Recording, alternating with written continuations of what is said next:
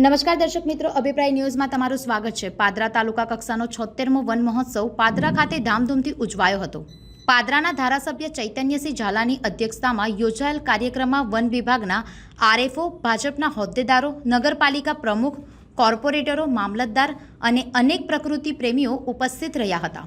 પ્રસંગની શરૂઆત પ્રાર્થના અને તુલસીના રોપણ દ્વારા કરવામાં આવી હતી। પ્રસંગમાં મહાનુભાવો પ્રાસંગિક પ્રવચન આપતા વૃક્ષોનું મહત્વ સમજાવ્યું હતું। પાદરા પ્રાણજીવ રક્ષક સંસ્થા અને નેચર લવર ફાઉન્ડેશનના કાર્યકરોને પ્રોત્સાહન રૂપે પ્રમાણપત્રો વિતરણ કરવામાં આવ્યા હતા।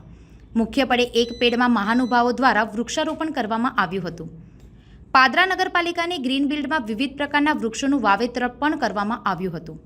વિદ્યાર્થીઓ અને શિક્ષકો પણ હંમેશા વૃક્ષોનું જતન કરવાની પ્રતિજ્ઞા સાથે જોડાયા હતા। પાદરાથી સંવાદદાતા સાથે અભિપ્રાય ન્યૂઝ વડોદરા।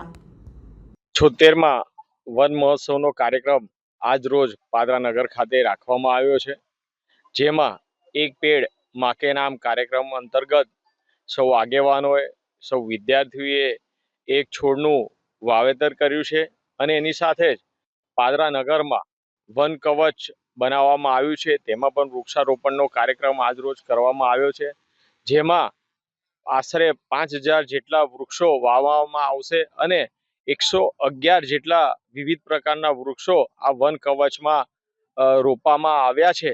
સાથે જ્યારે આ વન કવચ બનીને તૈયાર થશે ત્યારે આ એકદમ પ્રાકૃતિક, જાણે કે પર્યાવરણ પાદરામાં ઉછેરવામાં આવી રહ્યું છે તે પ્રમાણેનો એક માહોલ ઊભો થશે અને સ્વચ્છ હવા આપણને મળી રહેશે।